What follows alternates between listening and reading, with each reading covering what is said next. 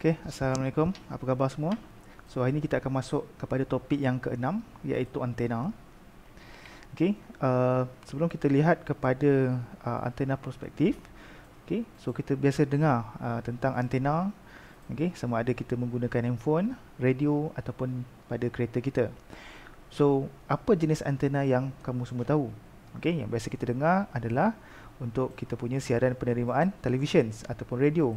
Okay, yang mana kita panggil sebagai yagi uda, atau nama mudah atau nama kampungnya adalah kita panggil sebagai antena tulang ikan. Okay, kemudian kita juga ada antena astro. Okay, yang mana dia menggunakan dish ataupun piring astro. Dan kita ada juga yang kita gunakan di dalam kereta. Okay, yang mana yang moden, antena moden untuk kereta kita panggil sebagai shark fin antena. Okay, ataupun yang konvensional ataupun yang lama. Okay, yang mana kita menggunakan dipole, yang mana kita ada satu batang besi, kita tarik dan kita akan dapat penerimaan siaran radio. Okay. Ada juga kita menggunakan tower. Okay, antena juga terdapat di tower telefon, yang mana pencawang-pencawang telefon yang kamu biasa nampak, okay, yang berbentuk rectangular ni, ini adalah kita punya antena juga, iaitu antena distribute untuk daripada stesen kepada awak punya mobile phones. Okay. So daripada tower ni pergi kepada mobile phone. So kalau kita lihat kepada mobile phone kita, di mana letaknya antena kita. Okey, ya, ini satu contoh menggunakan iPhone. Okey, yang mana antenanya terletak di dalam komponen telefon berkenaan. Okey, so dia tidak berbentuk piring, dia tidak berbentuk dipole dan tidak berbentuk tidak berbentuk yang fix. So antena handphone dia mengikut kepada design handphone masing-masing. Okay. Tapi menariknya, antena handphone ni mempunyai pelbagai frekuensi, yang mana kita boleh surf internet, kita boleh menerima call, kita boleh menggunakan bluetooth, dan juga ada kalanya kita boleh menggunakan 5G antena. Okay. Teknologi sekarang pada handphone, so dia ada pelbagai aplikasi. 5G berada pada 20 something GHz. Okay. Untuk Wi-Fi antena 2.4 GHz, dan untuk penerimaan call dia ada pada 1.6 GHz. Okay, 900 ataupun 1.6. So kalau kita lihat pelbagai frekuensi tu, dia akan menyebabkan pelbagai saiz antena yang ada di dalam handphone kita. Okay, satu lagi adalah antena yang terdapat pada kita punya router. Okay, router Streamix ataupun router Unify. So kat sini kita ada 3. So kalau router sekarang ni dia menggunakan, kita panggil sebagai MIMO antena, MIMO, multiple input multiple output. Okay, so multiple input multiple output ni adalah untuk kita catch up ataupun untuk kita dapatkan frekuensi ataupun kita punya signal yang kuat. Okay, dan juga untuk kita letakkan di dalam rumah, yang mana dalam rumah ni terdapat banyak sangat rintangan. So dia memerlukan satu antena yang kuat untuk capai kepada kita punya device. Okay, so ini antena-antena yang biasa kita nampak dalam seharian kita. So hari ini kita akan lihat kepada macam mana antena tu berfungsi dan apa aspek-aspek penting ataupun ciri-ciri penting yang terdapat dalam satu-satu antena. Okey, secara prinsipalnya, okey, antena ni adalah sambungan daripada kita punya transmission line yang kita belajar lepas, okey, the transmission line, dan connect kepada kita punya satu front end. Ini kita panggil sebagai satu front end lah. Okey, front end ni kita connect dengan satu metallic conductor. Okey, iaitu kita panggil sebagai antena, dan dia akan terus radiate kita punya signal kita kepada dalam bentuk space. Space ni adalah white space ataupun kita punya environment yang di udara lah. Okay. So ini adalah bahagian transmitter dan ini pada bahagian receiver. Okay. So dalam satu transmission line, satu load, okay, satu bebanan terletak pada penghujung transmission line tu. Okay, kita letak di hujung untuk kita radiate. Okay. So apa yang kita letak di hujung load ni adalah satu metallic conductor. Okay, so antenna is a metallic conductor system that capable ataupun yang boleh untuk radiate dan capture EM energy. So fungsi antena ni adalah dia nak radiate dan juga capture. Dia nak menghantar dan juga menerima EM signal, electromagnetic signal. Okay, so dia gunakan transmission line ni. Fungsi antena ni adalah daripada transmission line kepada atmosfer ataupun ke udara. So dia adalah orang tengah antara transmission line kepada udara, penghantaran ke udara. Okey. Pada bahagian transmitter, okey, kita nampak kita ada sambungan daripada transmission line kepada antena. So apa yang berlaku pada transmitter ni adalah antena tu convert ataupun menukarkan electrical energy, okey, daripada transmission line kepada EM wave. EM wave ni pada udara. Dan ini adalah kita punya transmission line. So dia tukarkan, fungsi antena ni adalah ditukarkan daripada electrical energy kepada EM wave. Sama juga pada bahagian receiver. So dia wave besar lah. Dia menukarkan pada receiver, dia menukarkan daripada EM wave kepada electrical energy. Okay, so fungsi dia adalah untuk radiates dan juga capturing. So ini adalah equivalent circuits, okay, daripada antena. So kita ada transmitter kepada antena dan juga kepada daripada transmitter kepada receiver. Okay, so macam mana antena tu berfungsi? Okay, so kalau kita lihat di sini adalah kita punya equivalent circuits tadi. Okay, so equivalent circuits tadi adalah connect antara kita punya transmitter, okay, ataupun kita punya sources, dan connect kepada kita punya loads, dan connect kepada kita punya open source ataupun open kita punya antena ni lah. Okay, kat sini kita ada positif and negatif. Okay, so antena ni akan capture ataupun dia akan transmit radiates kita punya wave. Dia menukarkan daripada electrical energy kepada EM wave. Okay, dengan menggunakan kita punya antena tersebut. So macam mana daripada daripada electrical energy dia tukar kepada EM wave. So boleh klik di sini.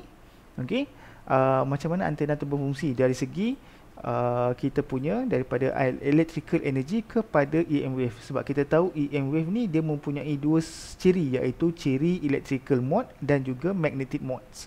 Okay, E dan juga H. So macam mana ada wujudnya kita punya magnetic wave. Okay, asalnya dia adalah electrical, dan macam mana adanya hasilnya kita punya magnetic. So kita boleh lihat dalam kita punya di sinilah. Okey, di sini saya tunjukkan satu block diagram. Okey, macam mana apa yang berlaku dalam satu sistem penghantaran kita lah. Okey, kat sini kita ada transmission line. Okey, kita ada transmitter, dan di sini adalah kita punya transmission line. Okey, dan ini adalah block diagram untuk antena. Okey, dalam bahagian transmitter sahaja kita boleh ukur, kita boleh measure kita punya power of transmitter. Okey, power output from transmitter, berapa power output. Okey, iaitu selepas sahaja kita buat modulations. Selepas modulation kita boleh kira berapa kita punya power yang kamu punya PT untuk kamu punya AM ataupun FM yang kamu kira sebelum ni kan. So kita boleh kira kat situ. Sambung sahaja transmission line yang kita belajar lepas. Okay, of course dia, transmission line ni akan ada losses pada setiap meter yang kita kira sebelum ni. So PT ni tak termasuk losses. Okay, so masuk sahaja transmission line kita akan ada LT ataupun kita panggil sebagai losses of transmission line.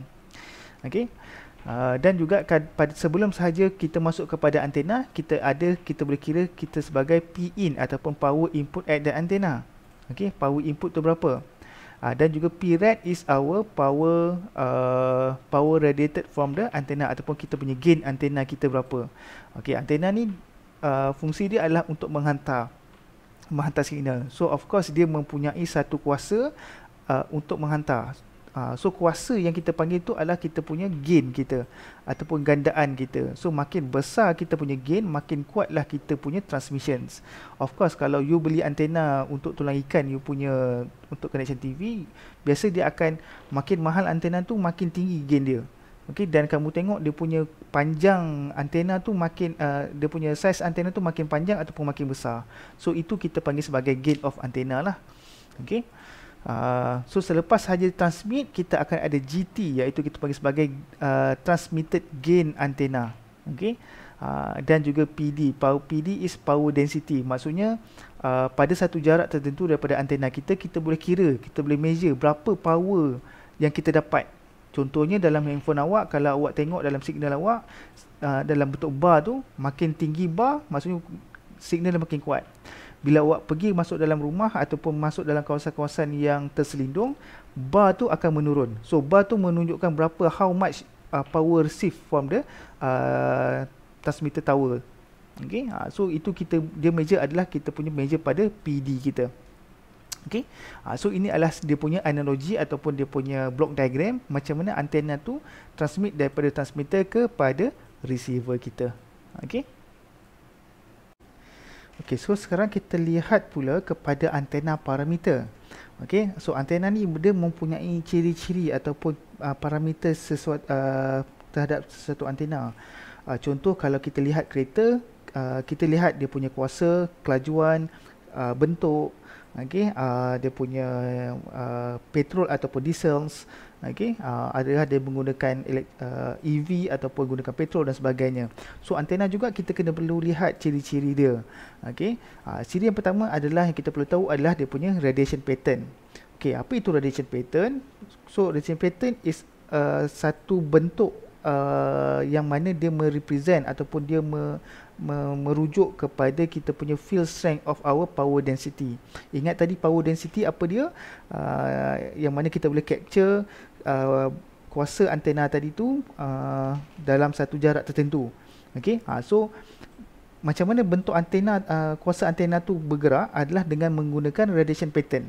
Okay, so contoh dalam bentuk ini, okay, yang mana paling merah tu adalah maksudnya dia punya the highest gain ataupun the highest power of our antenna.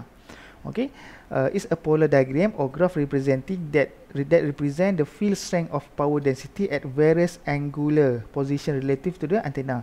So maksudnya pada sudut mana-mana pun dia boleh measure. Okay, maksudnya kalau dalam satu graf ni, so sudut daripada 0 darjah kepada 180, 90 ataupun 360. So semua dia boleh lihat. Okay, so diagram ni dia indicates that intensity of the radiation from a transmitting antenna or response of a receiving. So bentuk ni dia respon kepada transmissions ataupun antena receiving tu sendiri. So kalau transmit, kita boleh tahu okay, transmit ni berapa jumlah power yang boleh dapat pada receiver, ataupun kalau saya sebagai receiver, saya sebagai antena receiver, so berapa jauh antena ni boleh capture kita punya receiving signals tadi tu. Okay, so radiation pattern of antenna usually measure in a far field region. So apa itu far field region? Okay, so nanti kita akan lihat lah. So ini adalah contoh lain bentuk antena yang lain. So ini kita panggil sebagai directional, so satu arah sahaja.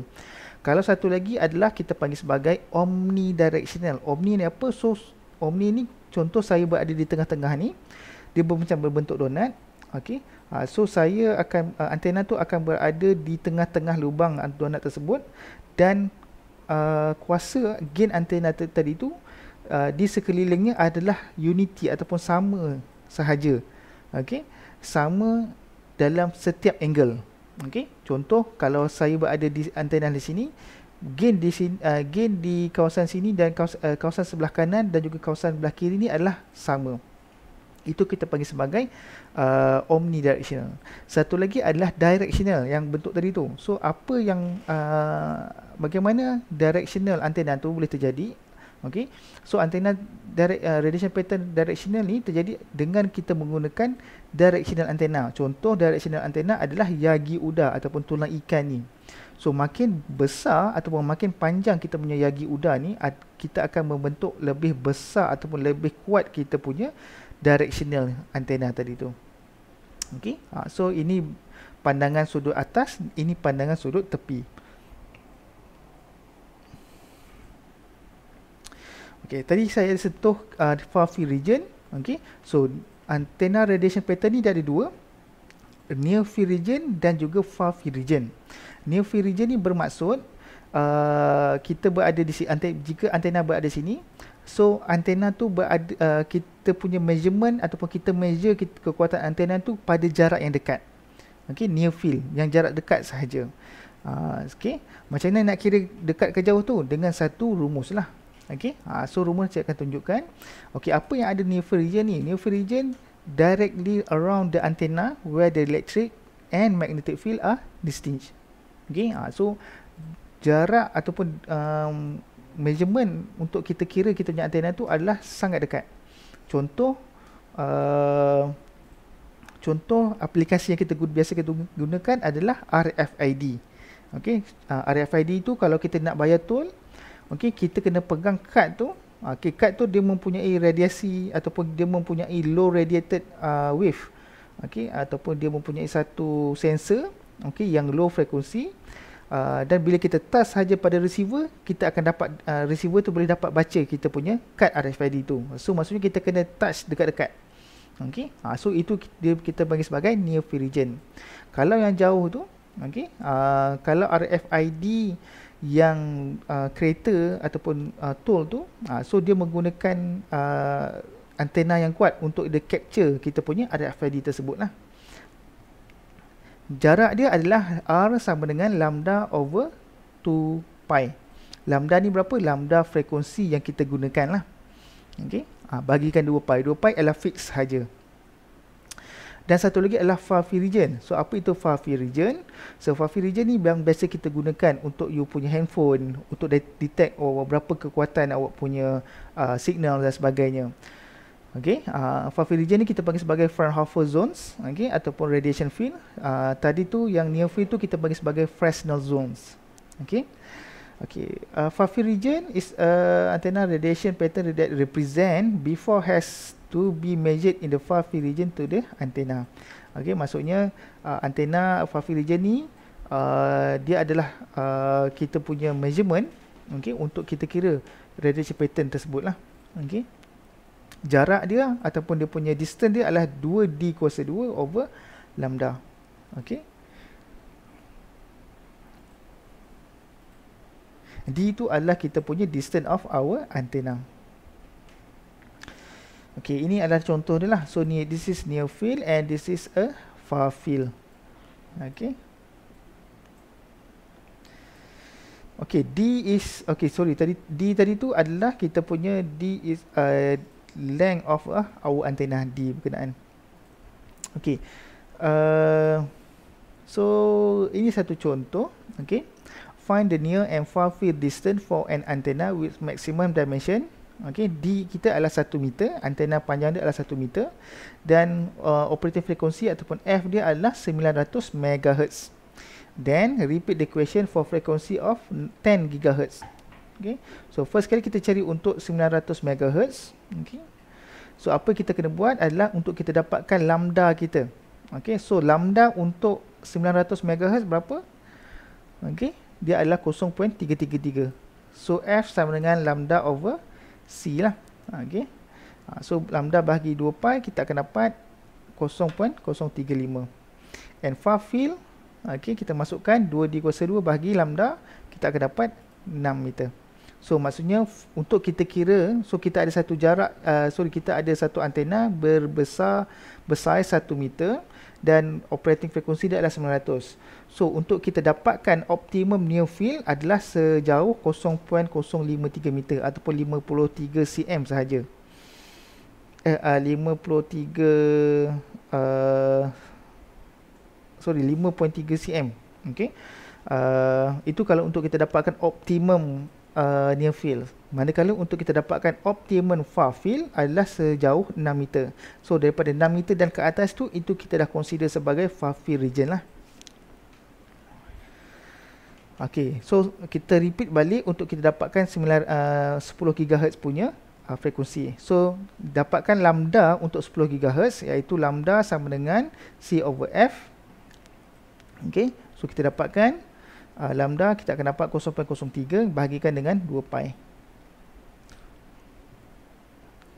So kat sini kita boleh nampak, makin tinggi frekuensi, makin jauhlah radiation tu berlaku. Okay, maksudnya makin jauhlah kita punya far field tu akan dikira. Okay. So idea dia untuk kita dapatkan antena yang kuat adalah kita menggunakan high frequency.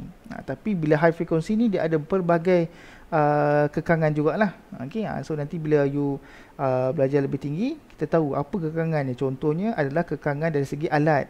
So alatan yang high frequency ni sangat mahal dan sangat sukar untuk kita perolehi.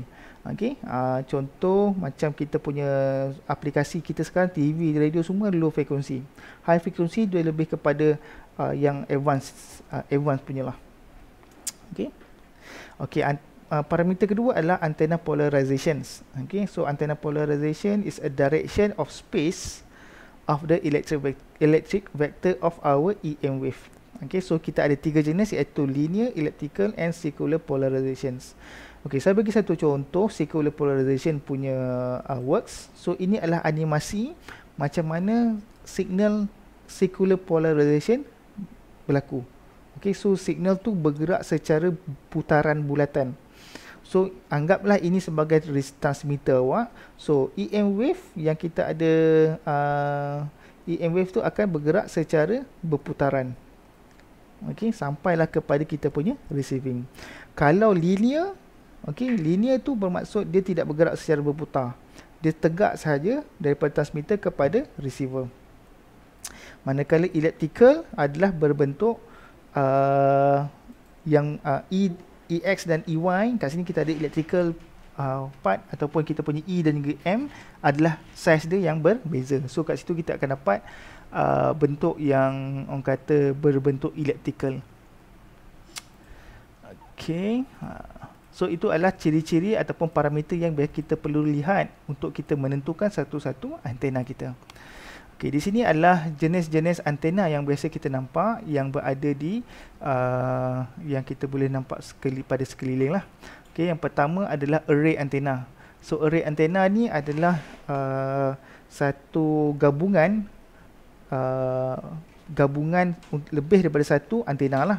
So kalau macam kita punya yagi udar tu ataupun tulang ikan tu, kita nampak ada banyak batang-batang besi. So batang-batang besi tu adalah satu antena. So bila digabungkan semua, dia akan menyebabkan kuasa ataupun power antena tu akan bertambah.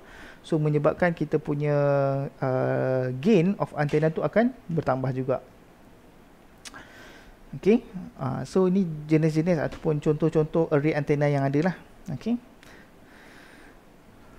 so array antenna is a group of antenna, okay, that provide the desired direction characteristics. So kalau kita nak bentuk directional, so kita letak di bahagian hadapan. Kalau kita nak bentuk non-directional, so kita letak bahagian tepi. Contoh macam itulah. So dalam array antena ni dia ada dua jenis ataupun dua elemen, ada dua orang yang berada. Satu yang pertama adalah kita panggil sebagai driven dan satu lagi adalah kita panggil sebagai parasitic. Okey. So ini kita punya driven dan ini adalah parasitic. Driven yang tengah-tengah. So driven tu adalah antena yang sambung dengan transmission line. So kalau awak lihat dalam tulang ikan awak, antena tulang ikan awak dekat luar tu, kamu nampak ada satu disambungkan dengan transmission line atau sambungan wayar. So itu kita panggil sebagai driven, pemandu dia. Okey. Lagi dua ni adalah kita panggil sebagai parasitic. So parasitic ni ada dua jenis pula. So parasitic yang pertama adalah kita panggil sebagai reflector. Parasitic yang kedua adalah director. So parasitic ni dia tidak connect dengan mana-mana transmission line. Ingat. Okey, fungsi reflector ni adalah untuk dia reflect kita punya wave. Okey, untuk reflect kita punya wave. Manakala fungsi untuk director adalah untuk mengawal kita punya wave berkenaan lah. So let's say kalau misal kata kita punya signal kita okey, contoh kita punya signal kita adalah di sini, okey, feed point kita. Ini kita connect dengan TX line. Okey. So bila antena tu akan bergerak, dia akan radiate kiri dan kanan, betul? So bila antena daripada yang radiate daripada belakang ni pergi kepada kita punya reflector. So reflector fungsi dia adalah untuk membalikkan kita punya signals ataupun membalikkan kita punya wave. So dia pergi supaya dia sentuh supaya reflector, so dia akan pergi ke hadapan semula. So reflector ni dia akan reflect balik signal wave yang daripada driven yang menghadap ke belakang ni lah. Yang wave yang berada di hadapan ni dia akan terus ke hadapan dan connect saja, bila ada bertemu saja director, so gain dia akan bertambah. So untuk meningkatkan lagi kita punya director ataupun meningkatkan lagi kita punya gain, kita perlu tambah lagi kita punya director kita. Dan seterusnya lah. Okay.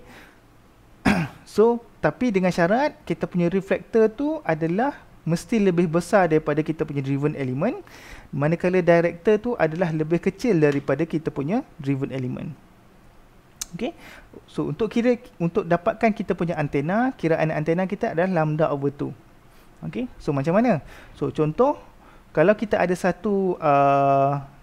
satu frekuensi iaitu 1800 MHz, so kita dapatkan kita punya lambda kita. So lambda kita adalah 0.167 meter lah.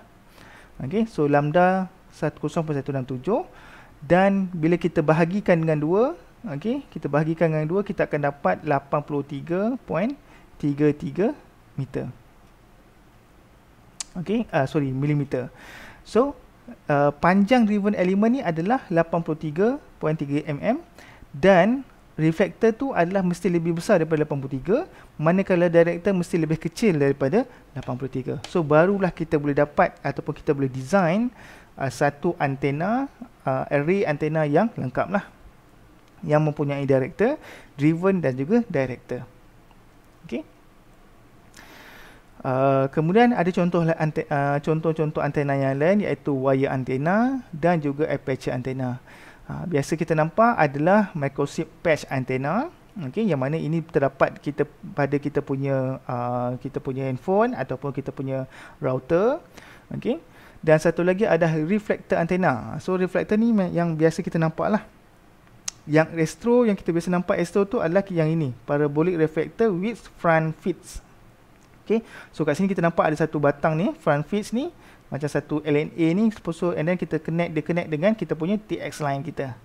Okay, TX line. Okay, so itu yang biasa kita nampak lah. Okay, pada dengan kita punya piring antena. Dan yang paling besar reflector antena yang terdapat di mana-mana negara adalah untuk satelit bumi. Okay, so ini satelit bumi yang berada di Kuantan, Pahang. Okay, yang dimiliki oleh Telekom Malaysia. Okay, satelit bumi ni adalah fungsi dia untuk menerima signal daripada satelit.